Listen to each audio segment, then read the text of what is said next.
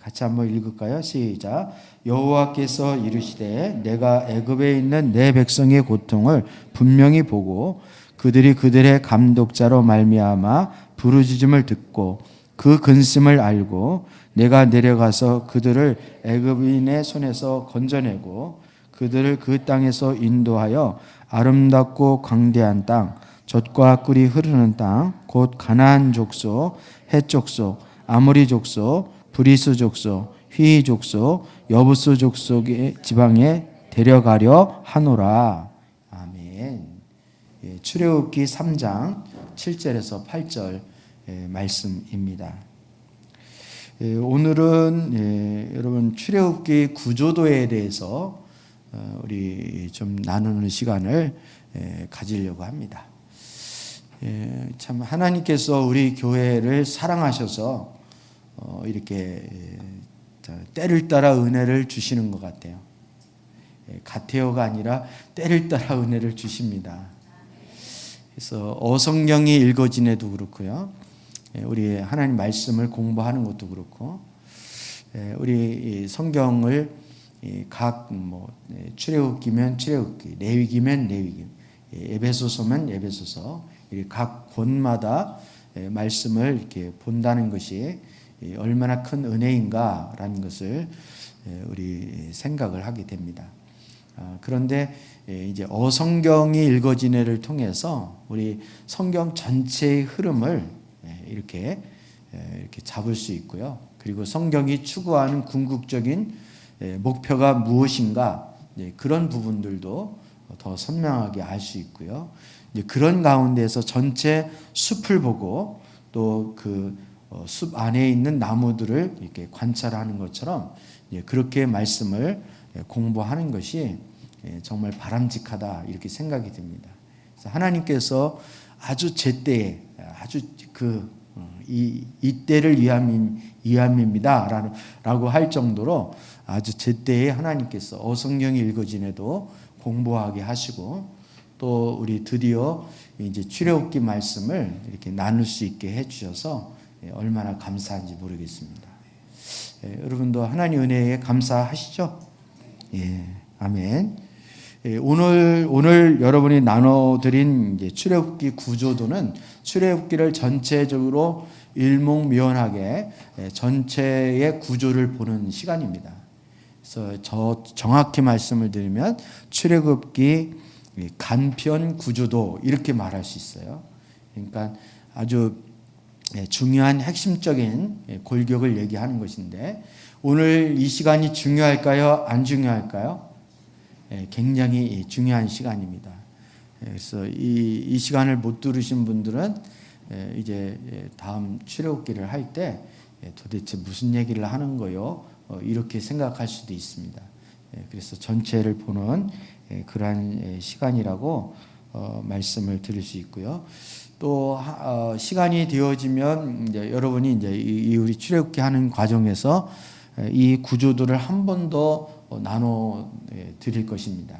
그때는 이거보다 좀 더 상세한 구조들을 이제 나눠 드리게 되는데, 오늘 거가 여러분이 잘 소화가 되어져야 이제 다음에 나눠 드리는 구조들을 더 실제적으로 여러분이 또 이해할 수 있고 또 이렇게 적용이 되리라고 생각이 됩니다. 예. 기술 들어가겠습니다. 예. 기술 들어가 왜 기술이 안 예. 예.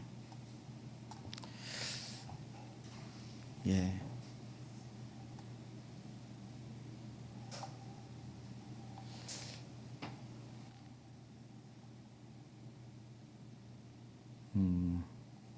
예. 보이시죠? 예. 우리 제가 잘 쓸지를 잘 모르겠습니다. 펜으로 쓴 건 처음이라.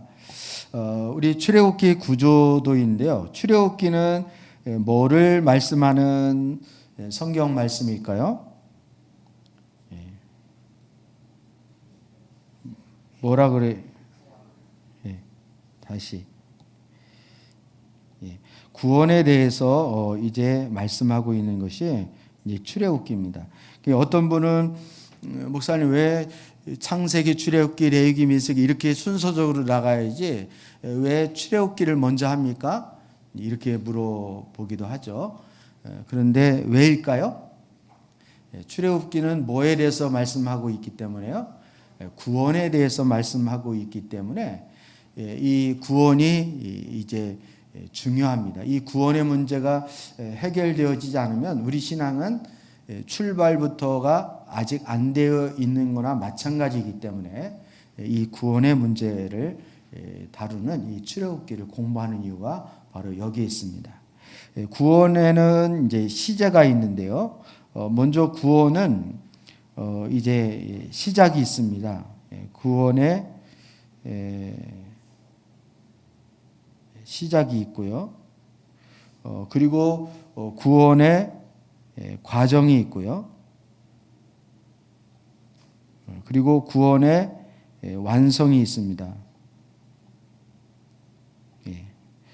시작을 우리는 이거를 칭의라고 그러고요. 과정을 성화라고 합니다. 그리고 완성을 뭐라 그럴까요? 영화. 들어보셨죠?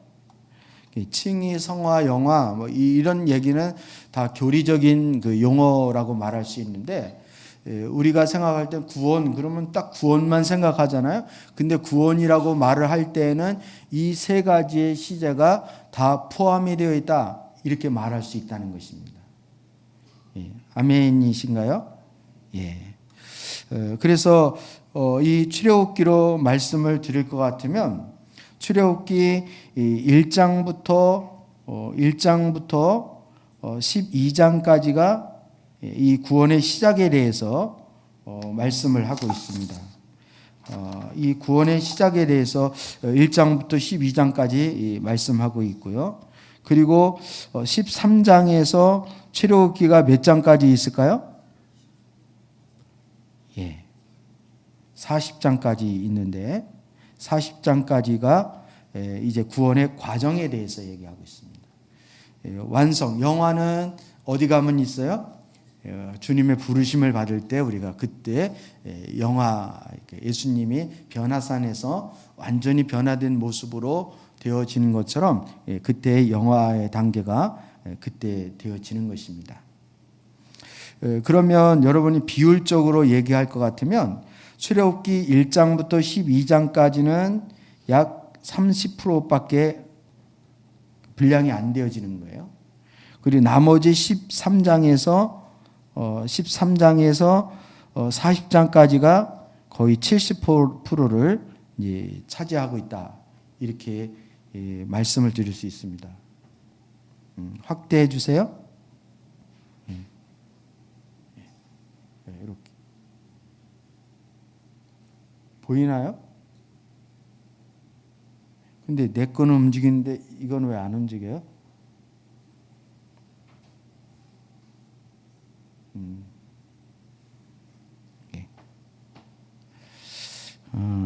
예.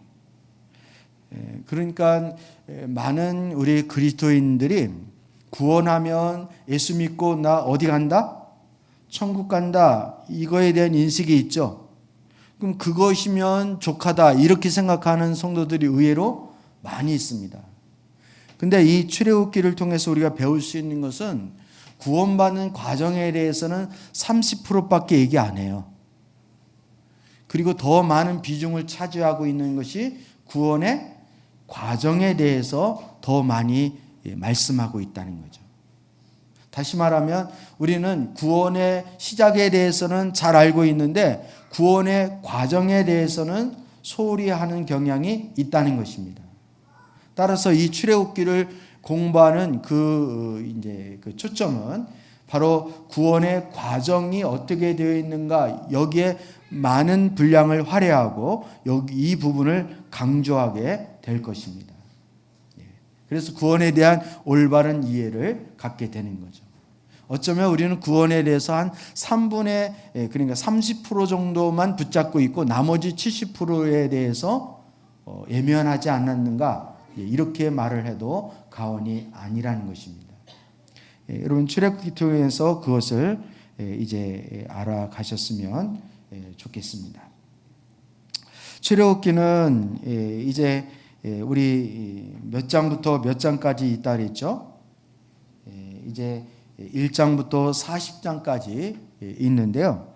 이 출애굽기는 이제 5가지 주제에 대해서 이제 말씀을 하고 있습니다. 우리 5가지 주제가 여러분이 아까 읽은 요절, 그러니까 출애굽기 3장 7절에서 8절 말씀에 보면 중요한 7가지의 동사가 나오는데, 중요한 7가지 동사가 나오는데 여러분이 뭐겠어요?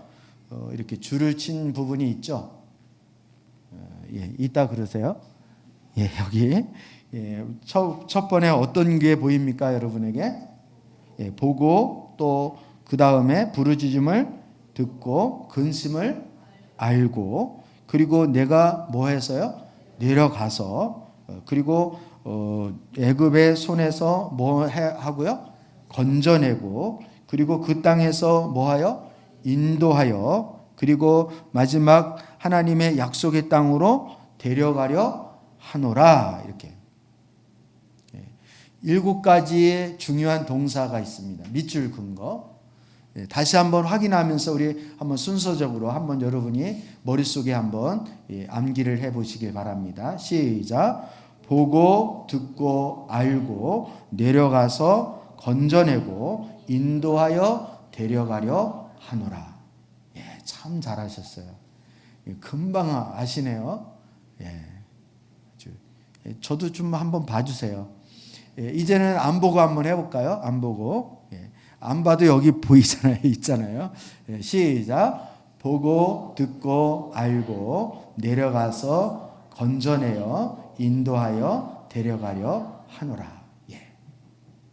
이제 이게 출애굽기 전체의 주제가 이 요절 안에 다 포함이 됐다. 이렇게 말을 해도 과언이 아니라는 것입니다. 그러면 출애굽기 1장에서 몇 장이에요? 2장. 여기가 뭘까요? 보고 듣고 알고.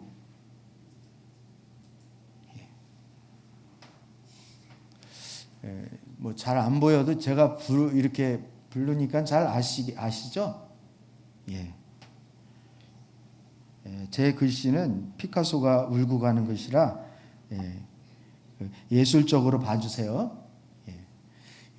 우리 주부들이 음식을 하다 맛이 없으면 건강식이라고 알고 먹으라고 그렇게 하는 것처럼 글자가 잘 이제 불편하면 저게 예술이구나 이렇게 생각하시고 봐주셨으면 좋겠습니다.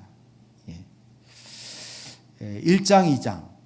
출애굽기 1장, 2장에는 보고 듣고 알고, 이것이 이제 1장의 내용에 1, 2장 내용에 포함이 되어 있다. 이렇게 말씀을 드릴 수 있습니다. 그러면 일단은 우리 한번 우리 쭉 그 다음에 3장에서 몇 장까지일까요? 3장에서 11장. 여러분이 그걸 나눠드리지 그걸 이렇게 여기에 있는 것처럼 다 빈 공간으로 해야 여러분이 좀 더 이해할 수 있는데 또 그렇게 하면 또 여러분이 너무 힘들으실까봐 또 친절한 또 제가 여러분에게 요절까지 다 이렇게 요절은 놓았습니다. 여기 3장에서 11장까지는 뭘 것 같아요?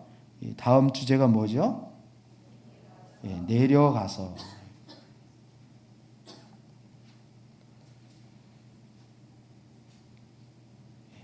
내려가서. 그 다음에 12장에서 12장은 뭘까요? 건져내고입니다.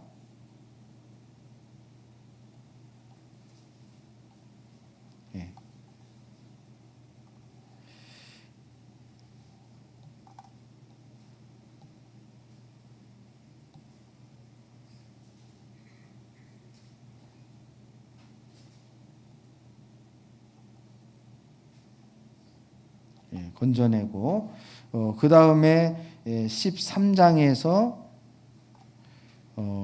24장이에요. 24장. 24장까지는 그 다음에 뭘까요? 인도하여.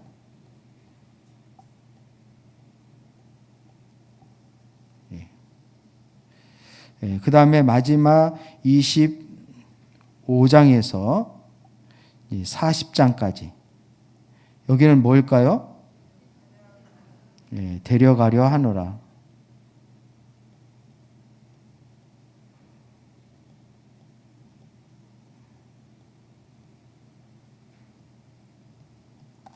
우리 세번역으로 안 보고 그냥 개역 개정으로 보는 이유는요. 이 7가지의 그 주제가 다 나와 있는데 세번역에는 인도하여라는 부분이 좀 희미해요. 그 땅으로 이렇게 돼 있어요. 그 땅으로부터 이렇게. 그래서 여러분이 좀 이렇게 이해하기 편하게 개역 개정으로 우리 요절을 봤는데요. 이것을 개역 개정으로 여러분이 이해를 하시고 세번역을 보실 때에도 참고로 이렇게 보시면 될 것 같습니다. 세번역에 이 7가지 주제가 안 나온 건 아닌데 인도하여가 분명하게 드러나지 않기 때문에 그 인도하여 때문에 개역 개정으로 본다 이렇게 여러분이 이해를 하셨으면 좋겠습니다. 근데 하나님이 인도하여는 좀 이렇게 제가 위에다 썼죠. 왜 그랬을까요? 하나님이 인도를 한 곳으로 인도한 것이 아니라 세 곳으로 나누어서 인도하셨기 때문에 이것을 자리를 비워둔 것입니다. 먼저 어디로 하나님이 인도하셨느냐면 첫 번째는 홍해입니다. 홍해. 홍해가 어딘지 아시죠? 홍해로 인도하셨고요. 그 다음에 세 곳 중에 두 번째는 광야로 인도하셨습니다. 어디로 인도하셨다고요? 광야. 그리고 세 번째는 시내산으로 인도하셨어요. 시내산으로. 그래서 더 정확히 말씀을 드리면 13장에서 14장 이게 이제 홍해로 인도하는 거고요. 15장에서 18장까지가 광야고요. 그리고 시내산은 19장에서 24장, 24장까지가 19장에서 24장까지가 시내산으로 인도했다 이렇게 말씀을 드릴 수 있습니다. 여기까지 이해가 되시죠? 우리 출애굽기를 크게 두 부분으로 나눈다면 몇 장에서 몇 장까지 나눌 수 있을까요? 1장에서 12장까지. 여기는 하나님이 일방적으로 은혜로 찾아오셔서 구원의 역사를 하나님이 이루시는 부분이라고 말할 수 있습니다. 그리고 13장에서 마지막 몇 장까지요? 40장까지는 이제 하나님이 일방적으로가 아니라 그 구원을 받은 하나님의 백성들이 이제 하나님 앞에 어떻게 믿음으로 반응하느냐라는 것을 말씀해 주고 있는 내용이 바로 13장에서 40장까지이다 이렇게 말할 수 있습니다. 그런데 1장에서 12장까지는 세 부분으로 우리 세 주제로 나눈다 그랬죠. 첫 번째 주제가 보고 듣고 알고, 그 다음에 내려가서, 그리고 건져내고, 이렇게 이 세 부분으로 나눈다 그랬습니다. 그리고 이제 하나님이 건져내신 다음에, 구원하신 다음에 13장 14장은 어디로 하나님이 인도하셨다 그랬어요? 홍해로 인도하시고, 그리고 15장에서 18장까지는 어디로 인도하셨다 그랬어요? 광야로 인도하시고, 그리고 19장에서 24장까지는 시내산으로 인도하셨습니다. 그리고 25장에서 40장까지는 하나님이 뭐 한다 그랬어요? 동사 데려가려 하노라 라는 내용이 바로 25장에서 40장까지 내용이다 이렇게 말씀을 드릴 수 있습니다. 여기까지 정리가 되셨죠? 그러면 이제 1장, 2장 보고 듣고 알고 이 부분을 이제 말씀을 하려고 하는데, 오늘 본문에도 나와 있지만 하나님은 하나님의 백성들의 고통을 하나님이 보시고 또 저들의 부르짖음을 들으시고 저들의 근심을 아셨다. 이렇게 오늘 7절 말씀에 그렇게 되어 있습니다. 한마디로 말하면 이스라엘 백성들, 그러니까 1장, 2장의 전체의 주제를 한마디로 말해라 라고 말할 것 같으면 어떤 주제가 있었을까요? 고난이라고 말할 수 있습니다. 고난. 이스라엘 창세기가 아니라 출애굽기 1장, 2장에는 이스라엘 백성들이 애굽에서 뭐를 받는 내용이 들어있다고요?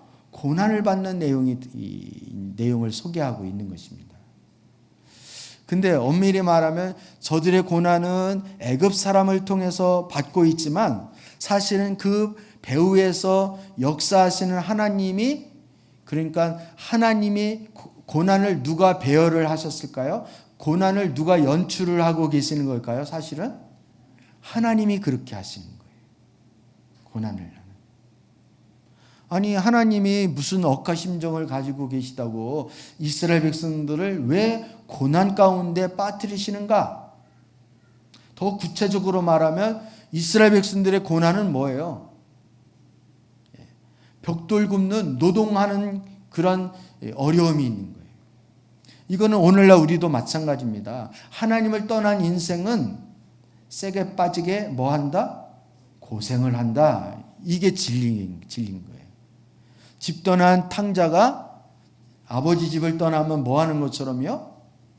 고생을 하는 것처럼, 그냥 고생이 아니라 개고생을 하는 것처럼 우리가 하나님을 떠난 인생들은 고난 가운데 있을 수밖에 없는 거예요. 이스라엘 백성들도 요셉을 알지 못하는 새 왕이 나왔다, 이렇게 성경이 표현하고 있으면서 이제 이스라엘 백성들이 하나님을 모르는 거예요. 하나님을 떠나고 있는 거예요. 그러니까 저들 삶 가운데 고난이 찾아온 거예요.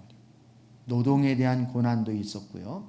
그리고 남자아이가 나면 사내 아이는 어떻게 하라 그래요? 죽이라 그래요. 그래서 그것도 안 되어지니까 나중에 나일강에다가 어떻게 하라 그래요? 빠치라고, 나일강에 떠내려 보내라는 거예요. 여러분, 이게 말처럼 쉬운 게 아니죠. 이게 당사자 입장이라면 이것처럼 사람을 힘들게 하고 이것처럼 사람을 어렵게 하는 일이 어디 있겠느냐. 그래서 하나님의 백성들은 항상 고난 가운데 있으면 어떻게 반응을 할까요? 고난 가운데 있으면 하나님께 부르짖어요. 뭐 하겠다고 부르짖어요?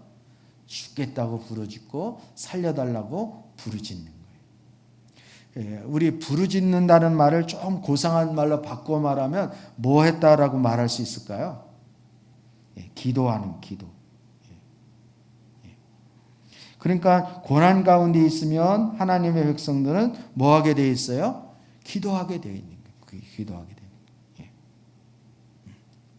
사실은 따라서 고난은 왜 주신 거예요? 기도하라고. 너무 쉽죠? 우리 옆에 분에게 한번 그렇게 서로 이렇게 우리 격려하겠습니다. 고난은 왜 주셨을까요? 그리고 바로 기도하라고 이렇게 말씀하셔요.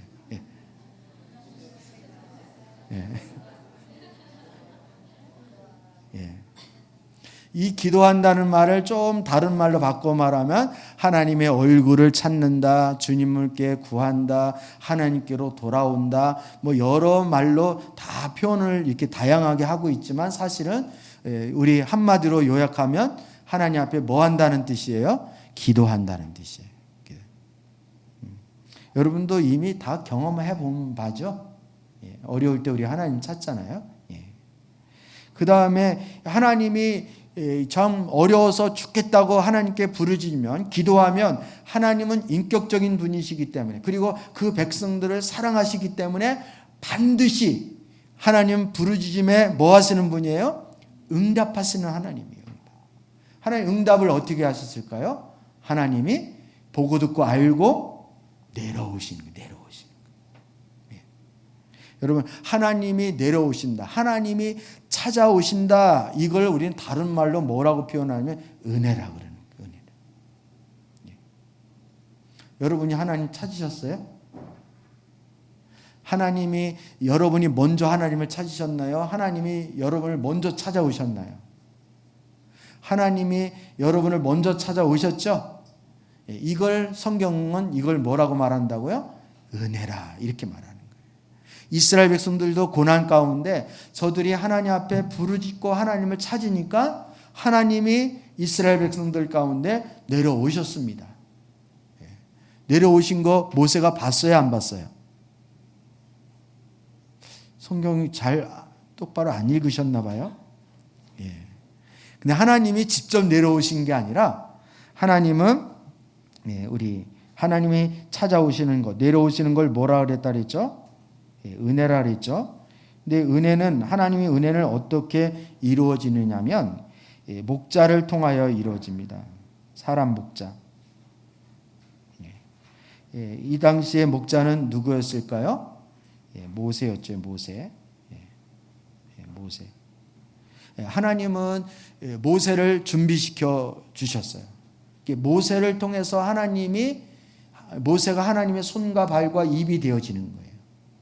즉 하나님은 우리에게 역사하실 때 환경을 통해서도 역사하시지만 대부분 하나님은 하나님의 백성들, 주의 종을 통하여서 목자를 통하여 주님이 그 백성들 가운데 은혜를 베푸시는 것입니다. 이 당시에 하나님의 은혜는 바로 하나님께서 모세를 통해서 이스라엘 백성들에게 은혜를 베풀어 주시는 것에 대해서 우리 출애굽기 3장에서 11장까지의 내용이 바로 이 모세의 이야기가 쭉 계속 전개가 되고 있는 것입니다. 여러분은 어떻게 생각하세요? 여러분 가운데 이렇게 가정에서는 우리 부모님이라고도 얘기할 수 있고 또 우리 교회에서는 목자나 아니면 목회자나 여러분의 영적인 리더자가 여러분의 목자라고 생각하지 않으세요? 하나님이 어떻게 나에게 말씀하실까? 하나님은 나를 통해서 어떻게 하나님의 은혜를 나에게 공급해 주실까? 은혜의 통로가 어떻게 흘러올까라는 것에 대해서 여러분이 그걸 분별할 수 있어야 되는 거예요. 하나님의 은혜라는 게 그냥 다이렉트 하나님이 뚝 떨어뜨리는 게 아니라는 것을 여러분 기억을 해야 돼요. 그러니까 나는 영적인 질서에 대해서 존중하지도 않고 그 영적인 질서를 중요하게 여기지 않으면서 하나님 은혜 달라고 그러면 주님이 줬다고 이렇게 말씀하시는 거죠. 어떤 우스갯소리지만 이렇게 홍수가 나가지고 지붕 위로 피난을 갔는데 하나님께 기도를 했어요. 막 기도를 하나님 살려달라고 막 기도했더니 기도를 했습니다. 그랬더니 이제 구조대가 왔어요. 구조대가 왔는데 구조대의 보트에 타라 그랬더니 안 탄 거예요. 왜냐하면 하나님이 날 구해 주실 거라고 그냥 돌려보냈어요. 그리고 나중에는 또 기도하니까 헬기가 왔어요. 헬기가 구조하러 또 왔어요. 그랬더니 헬기도 돌려보냈어요. 그래서 결국 물에 빠져 죽었어요. 그래서 천국에 가서 하나님께 따졌어요. 하나님, 제가 그렇게 기도를 했는데도 주님은 왜 내 기도를 안 들어주십니까? 그랬더니 내가 보트도 보내고 헬기도 보냈는데 너 왜 내 응답에는 반응하지 않고 기도만 하냐? 이렇게 하나님 그랬다는 거 아닙니까? 여러분 무슨 시사하는 바가 있지 않습니까? 우리는 은혜는 구하는데 그 은혜의 통로에 대해서는 잘 영적으로 분별을 못하는 거예요. 그런 경우가 많이 있을 수 있다는 것입니다. 하나님의 은혜가 이 출애굽기에 어떻게 나타나는가를 우리는 출애굽기 공부를 하면서 여러분이 구체적으로 보게 될 것입니다. 그 다음에 건져낸다는 말은 뭐예요? 건져낸다는 말을 다른 말로 표현하면 뭘까요? 이거를 우리는 구원이라고 말해요. 구원은 뭐로 하나님이 구원을 해 주셨냐면 피로 구원을 해 주셨습니다. 피로 구원.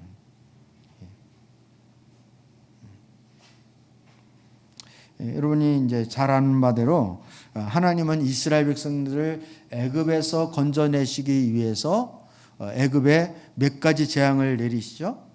10가지 재앙을. 근데 애굽에서 건져낼 때 결정적인 재앙이 무슨 재앙이었을까요? 10가지 마지막 재앙, 장자를 치는 재앙이었습니다. 그런데 이 장자는 장자를 칠 때 그 유월절이 이때부터 생기게 된 것인데 바로 죽음의 천사가, 죽음의 사자가 이제 다다르게 되었을 때 죽음의 사자가 문설주에 발라진 뭐를 보고 그 집을 넘어갔다 그랬습니까? 어린 양의 피. 근데 사실은 그 어린 양의 피는 장차 오실 누구의 피를 상징하고 있는 거예요? 예수 그리스도의 피, 보혈의 피를 상징하고 있는 것입니다. 그래서 세례 요한이 보라 세상 죄를 지고 가는 하나님의 어린 양이로다, 이렇게 예수님을 그렇게 표현해요. 그때 어린 양이 바로 유월절 어린 양인 거예요. 이 피로 구원 받았을 때는 내가 대신 죽고 누가 사는 거예요? 이 어린 양의 피는 누가 죽고 누가 사는 것입니까? 우리 주님이 죽고 내가 사는 거죠. 이게 이제 주님의 구원의 원리인 거예요. 보혈의 피는 주님이 내 대신 죽으시고 내가 죽어야 되는데 내가 주님으로 인해서 내가 살아나는 것을 우리는 구원이다, 이렇게 말을 하는 것입니다. 그 다음에 이제 하나님이 이제 홍해로 이스라엘 백성들을 이제 불러 주셨다고 그랬는데 이 사건을 고린도전서 10장인가요? 10장 1절, 2절 말씀으로 알고 있는데 이것을 이제 사도 바울은 홍해 사건을 세례라고 이렇게 표현을 했습니다. 이스라엘 백성들이 홍해를 통과하는, 바다를 통과하는 것을 마치 하나님 앞에 뭐를 받는 것으로 표현을 했다고요? 세례를 받는 것으로 표현했습니다. 그리고 구름 기둥, 불 기둥 안에 있는 것도 세례라고 그렇게 표현을 했습니다. 여러분, 세례는 뭐를 의미하는 걸까요? 세례는 우리 많이 여러분 들으셨죠? 자기 부인, my wife가 아니라 나를 부인하는 거예요. 부인하는 거예요. 그래서 여러분, 나는 죽고 예수로 사는 이런. 그러니까 이 세례 때는 반대로 되어지는 거예요. 아까 구원을 받을 때는 누가 죽고요? 주님이 죽으시고 내가 살았는데 이 세례는 내가 죽고 내 안에 누가 사는 거예요? 예수 그리스도, 주님이 사시는 거예요. 주님이 사는 거예요. 이런 차이가 있습니다. 그래서 여러분, 주님이 우리의 삶 가운데 개입을 안 하신다, 역사를 안 하신다, 왜 나에게는 주님이 역사를 안 하실까, 이런 의문을 갖죠. 근데 대부분 그 원인은 누구에게 있을까요? 나에게 있어요. 나의 무엇에 있을까요? 내가 죽지 않는 것 때문에 있는 거예요. 그래서 여러분, 이제 엄밀히 말하면 세례는 이 13장에서 18장까지도 다 세례로 볼 수 있어요. 광야 생활까지도 다 세례로 볼 수 있습니다. 아무튼 이 세례는 자기 부인이라는 거예요. 자기 부인. 여러분, 구원받는 것까지는 내가 한 게 있어요, 없어요? 여러분, 이 앞에 고난, 은혜, 구원, 이거 다 주님이 찾아오셔서 일방적으로 나에게 이루어 주신 거지, 내가 이 구원을 받는데 뭐 손 하나 까딱하거나 뭐 보탠 것이 하나도 없어요. 근데 진짜 이 홍해 사건부터, 이 세례부터는 누가 반응해야 되는 거예요? 내가 반응해야 되는 거예요. 부인하는 거 누가 부인해야 되는 거예요? 내가 부인해야 되는 거예요. 내가 내 십자가를 져야 하고 자기를 부인하는 이런 일들이 계속 이런 훈련이 우리에게 이제 필요하다는 것입니다. 그 다음에 광야는 뭐 하는 곳이 광야일까요? 광야는 한마디로 말하면 훈련이라고 말할 수 있습니다. 훈련. 무슨 훈련을 하는 걸까요? 광야는? 광야는요, 하나님 중심의 하나님 중심.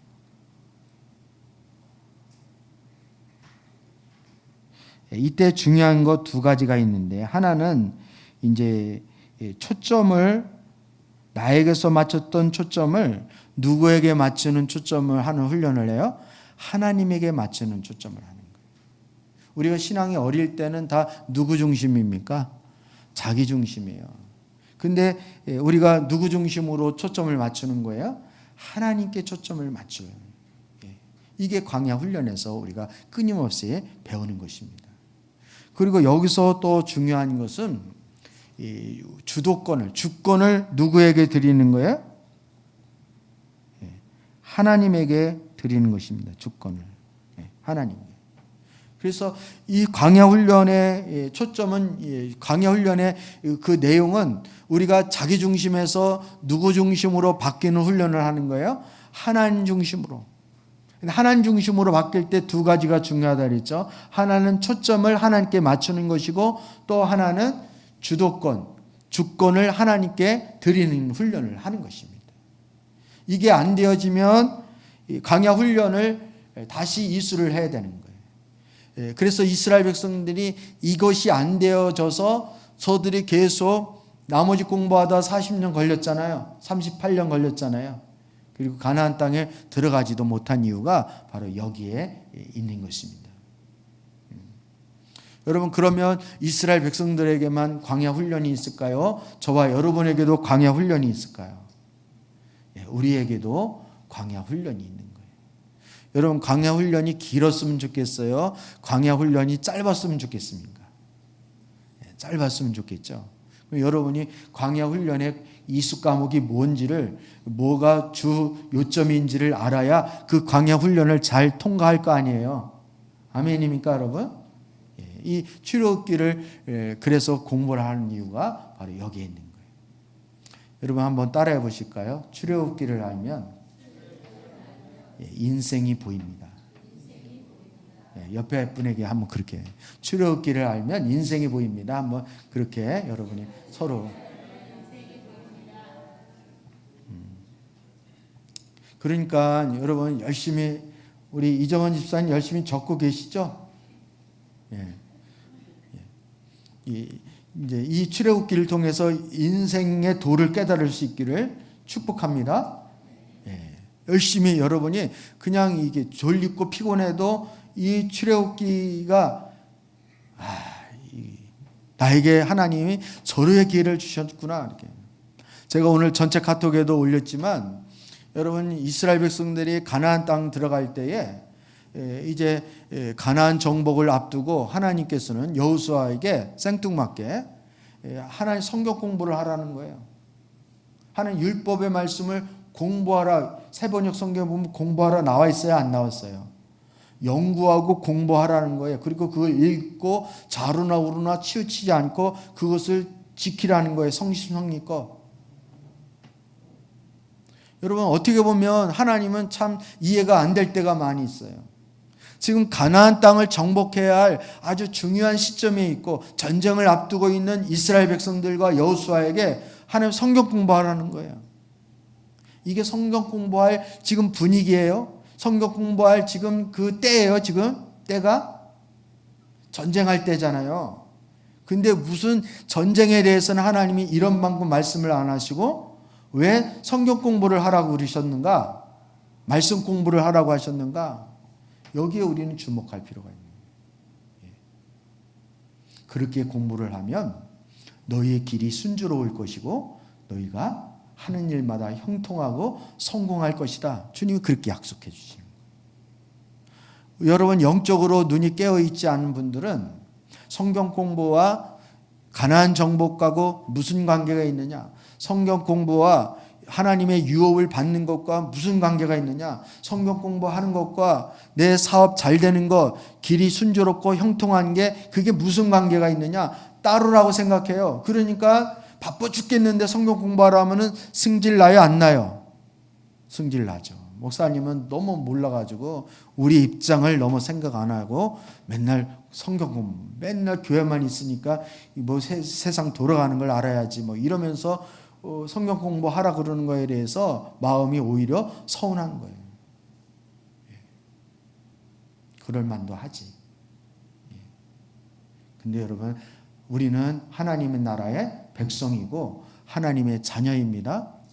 우리가 하나님과 상관없는 인생을 산다면 성공할 필요가 뭐가 있어요? 오늘 조금 기도하다가 같이 뭘 이거 기술 들어갑니다. 이거를 해가지고 이거 할 이유가 뭐가 있습니까? 근데 우리는 하나님의 나라, 우리 한번 따라해 보시기 바랍니다. 우리는 하나님 나라 백성입니다. 우리는 하나님의 자녀입니다. 우리는 하나님의 자원으로 사는 자들입니다. 우리 요한이가 제 아들이지 우리 한석 집사님이 먹여 살리는 한석 집사님 아들이 아니잖아요. 그래요, 안 그래요? 그러면 요한이는 아빠가 뭘 좋아하는지 아빠가 시키는데 아빠가 원하는 거를 따라 잘 해야 쟤는 잘 얻어먹을 수 있고 잘 보호를 받을 수 있고 잘 인도를 받을 제 길이 순조롭고 형통할 수 있는 거예요. 쉽게 얘기하면. 그런데 아빠는 관심도 안 갖고 뭐 딴 한석 집사님 집에만 매일 가가지고 뭐 얻어먹으려만 그러고 막 이렇게 하면은 이게 맞지가 않는 거잖아요. 그죠? 우리 똑같은 거예요. 왜 공부를 해? 사업하고 공부가 무슨 관계가 있고 아이들 양육하는 것과 이 성경 공부가 무슨 관계가 있는가? 관계 있어요, 없어요? 관계가 있죠. 이걸 봐야 신앙이 뭔지를 알게 되어지고 우리가 훈련을 받아도 어떤 부분이 내가 약한 것인지 내가 뭐를 잘못 생각하고 있었는지 이것을 출애굽기를 통해서 여러분 꿰뚫어야 되는 거예요. 꿰뚫으시기를 주의 이름으로 축복합니다. 그래야 인생이 뚫리는 거예요. 해야 돼요? 말아야 돼요? 해야 돼요. 여러분이 정말 영적으로 깨어있는 분들 같으면 저를 바짓가랑이를 잡고서 목사님 오늘 밤이 새도 좋으니까 말씀 좀 가르쳐 주십시오. 이렇게. 우리 새벽기도 나오는 어떤 우리 교인도 아닌데 저보고 말씀을 가르쳐 달래요. 그것도 토요일 날 따로 이렇게.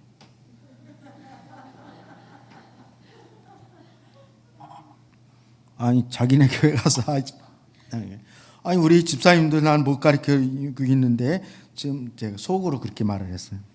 우리 집사님들도 지금 못 섬기고 있는데 무슨 이렇게. 근데 그 열정이 부럽더라고요. 그 열정이 부럽더라고요.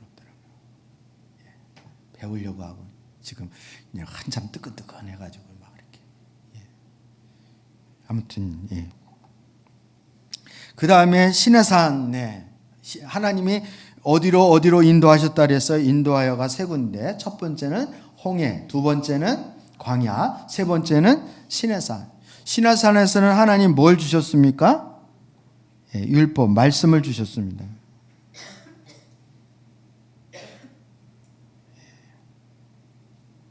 말씀. 말씀은 하나님 사랑, 이웃 사랑입니다.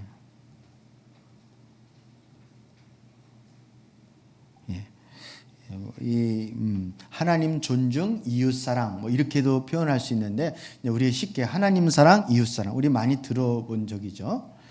하나님은 하나님의 백성들을 뭐를 통해서 하나님이 통치하시느냐면 말씀을 통해서 통치하시는 거예요.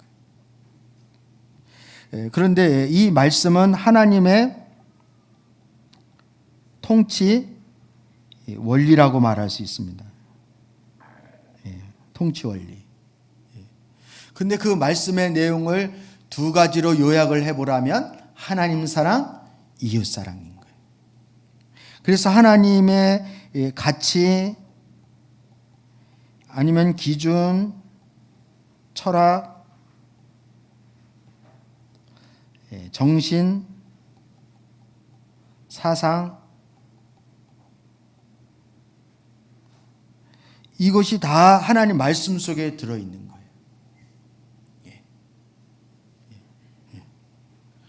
따라서 우리가 말씀을 공부하는 이유는 말씀을 우리가 배움으로 인해서 하나님의 기준이 뭔지, 하나님의 추구하는 가치가 무엇인지, 하나님의 철학이 무엇인지, 사상이 무엇인지를 우리 말씀을 통해서 다 공급받게 되어 있는 거예요. 하나님은 이 통치를 말씀의 원리로 통치를 하면서 이 하나님이 가지고 있는 사상, 원리, 정신 이런 모든 것들을 다 그 백성들에게 이렇게 전달을 해 주시는 거예요. 통치를 통해서.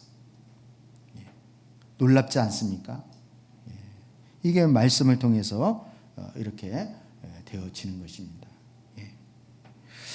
그 다음에 하나님이 데려가려 하노라 라고 할 때 어디로 데려갔을까요? 이스라엘 백성들 어디로 데려갔을 것 같아요?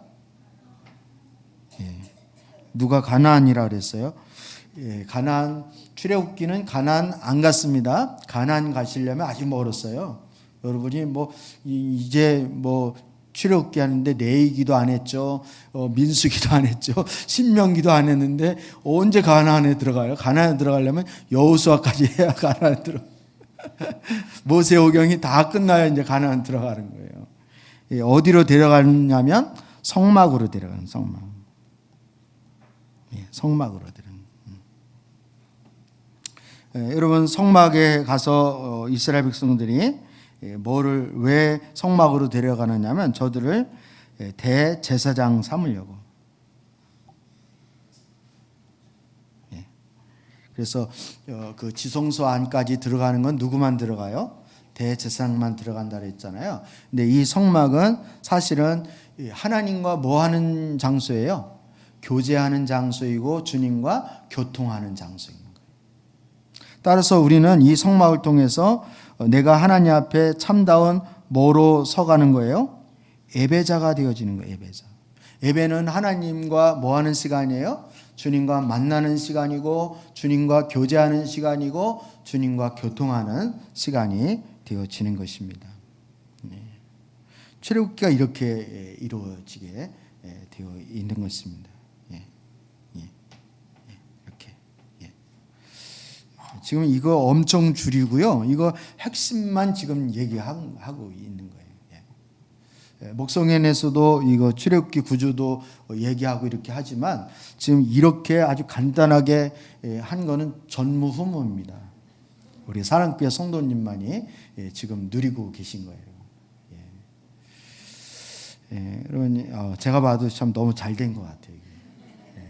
너무 요약이 잘 된 거예요. 이거를 여러분이 쫙 깨고 있으면요, 이제 출애굽기를 쫙 1장부터 쭉 공부 시작 들어가면 이 부분이 왜 이게 중요하다고 얘기했는지가 이제 하나하나 불이 들어오기 시작할 것입니다. 그러면서 출애굽기 전체가 여러분 이제 머릿속에 차곡차곡 잘 이렇게 정리가 되어지리라 확신합니다. 이제 눈을 들어서 위쪽을 한번 보시면요, 여러분 여기에 보면 무슨 하나님에 대해서 얘기할까요? 앞에는 전능한 하나님, 그리고 은혜의 하나님이라고 그랬죠. 그리고 화살표가 위로 올라갔습니까? 위에서 아래로 내려갔습니까?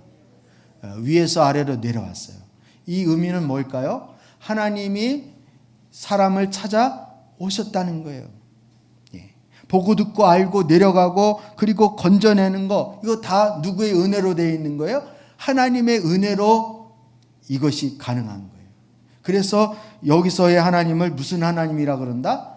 은혜의 하나님이다. 이렇게 표현하는 이유가 바로 여기에 있는 것입니다. 그리고 이것은 하나님의 일방적인 능력으로, 이걸 우리는 엘로힘 하나님이라 그러는데, 엘로힘 하나님은 전능한 하나님 이런 뜻입니다. 하나님이 이 우리 구원을 이루는 걸 통하여 하나님의 뭐를 우리가 경험하게 되어지느냐면 하나님의 전능함을 경험하게 되어지는 거예요. 하나님의 전능함을 여기에 나타나고 계시는 것을 볼 수 있습니다. 그리고 13장 말씀부터 40장까지는 여기는 화살표가 어떻게 되어 있습니까? 밑에서 위로 올라가는 화살표이죠. 여기는 밑에서 올라가기도 하고 또 위에서 내려오기도 하고 쌍방간으로 표현할 수도 있지만 이제 내려가는 거에 반대로 올라가는 것입니다. 왜 올라가는 표현을 했을까요? 하나님 앞에 구원을 받은 하나님의 백성들이 13장에서 40장까지는 하나님 앞에 이제 구원받은 백성이 하나님 앞에 믿음으로 반응을 하는 단계이기 때문에 그렇습니다. 아까도 말씀드렸듯이 구원받는 내용은 1장부터 12장밖에 안 돼요. 출애굽기 전체의 몇 %밖에 안 된다고요? 30%밖에 안 돼요. 그런데 구원받은 하나님의 백성들이 이제 훈련을 받고 하나님 앞에 말씀을 듣고 또 자기를 부인하고 훈련받고 말씀 듣고 성막에서 예배자로 대제사장으로서의 그 영적 수준까지 성숙하게 되어지려면 많은 시간이 필요한 거예요. 그래서 70%라는 이 범위에서 이것을 계속 강조하고 있다라는 것에 대해서 우리는 주목할 필요가 있는 것입니다. 우리가 일방적으로 하나님 앞에 반응하는 것뿐만 아니라 이때는 하나님이 우리 가운데 오셔서 이스라엘 진 가운데에서 하나님 성막으로 주님의 구름 기둥 불 기둥으로 주님이 임재하여 계셨던 것처럼 그 백성들 가운데 하나님이 찾아오셔서 저들과 함께 하시는 하나님. 그래서 무슨 하나님이라 그래요? 여호와 하나님이라.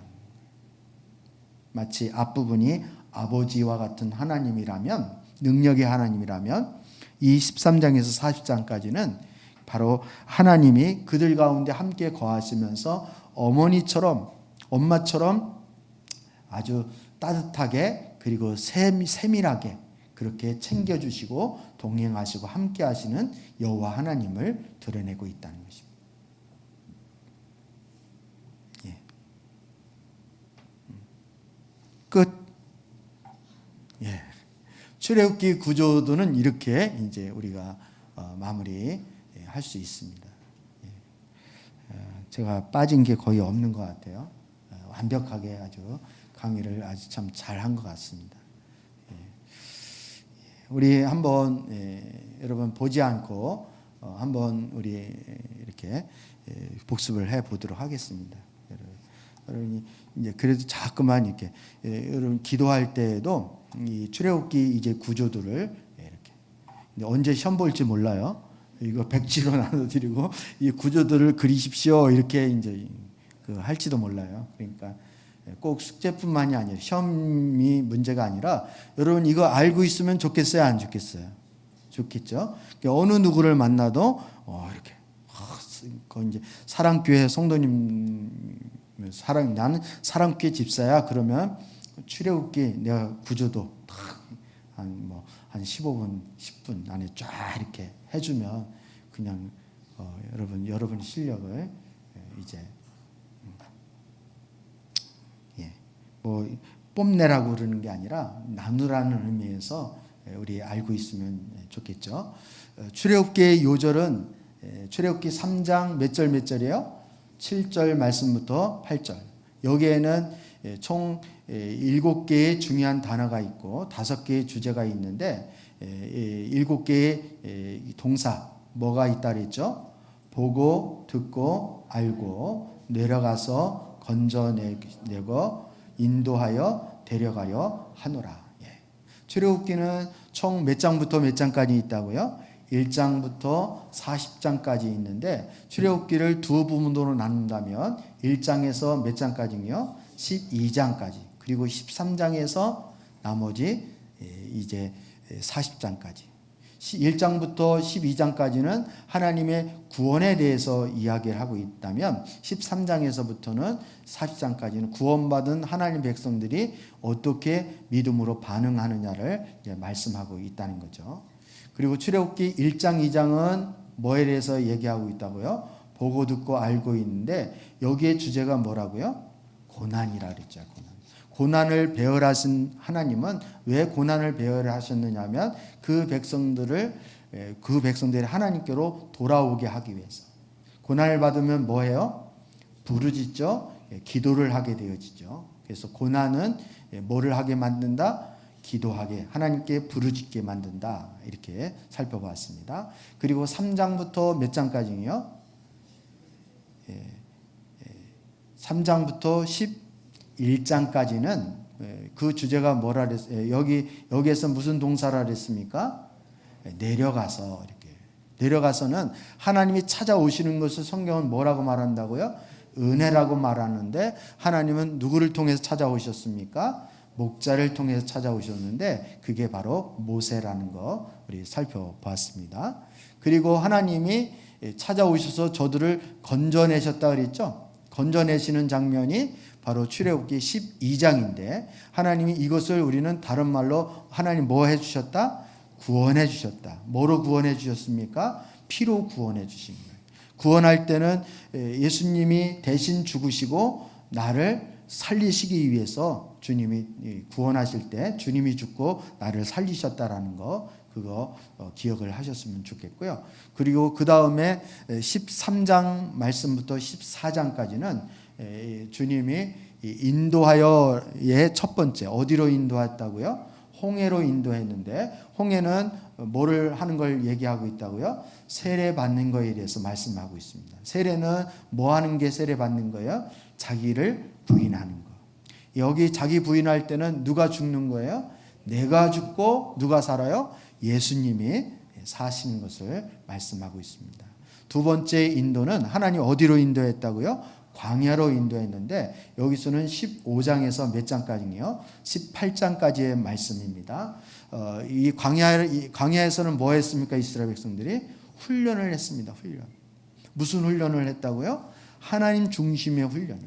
훈련에서 중요한 거, 하나님 중심에서 중요한 거 두 가지.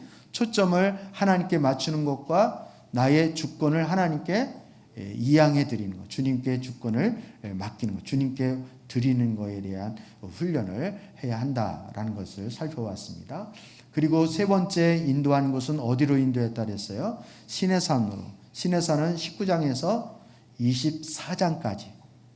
이 시내산에서 하나님이 이스라엘 백성들에게 뭘 주셨다고요? 말씀을 주셨는데 이 말씀은 하나님 백성들을 다스리는 통치의 원리가 들어있는데 이 말씀의 내용은 하나님 사랑, 이웃 사랑. 여기 하나님의 기준과 가치와 사상과 철학이 다 말씀 속에 들어있다라는 거예요. 그리고 마지막 25장서부터 50장까지는 40장까지는 25장부터 40장까지는 데려가려 하노라라는 말씀인데 어디로 데려간다고요? 성막으로 데려가는 거예요. 왜 성막으로 데려갈까요? 하나님 우리를 하나님과 교통하고 교제하기 위해서. 그래서 우리를 이렇게 하나님과 교제하고 교통하려면 어디 수준까지 우리가 자라야 돼요? 대제사장의 신앙까지 성장해야 되는 거예요. 다른 말로 말하면 우리는 예배자로 하나님 우리를 세우기 위해서 그렇게 하신 것이다. 그래서 1장부터 12장까지는 하나님의 은혜에 대해서 말씀을 하고 있는 것이고요. 또 13장에서 40장까지는 바로 여호와 하나님, 교통하는 하나님에 대해서 이제 말씀하신다. 이렇게 정리를 할 수 있습니다. 좀 정리가 되시죠? 그래서 여러분이 기도하실 때나 이렇게 생각나실 때마다 이렇게 그리고 이거 써놓은 거를 여러분이 제일 잘 보이는 냉장고나 아니면 식탁에다 탁 붙여놓으시고 이제 계속 여러분 출애굽 공부할 때마다 쭉 보시면 되겠습니다.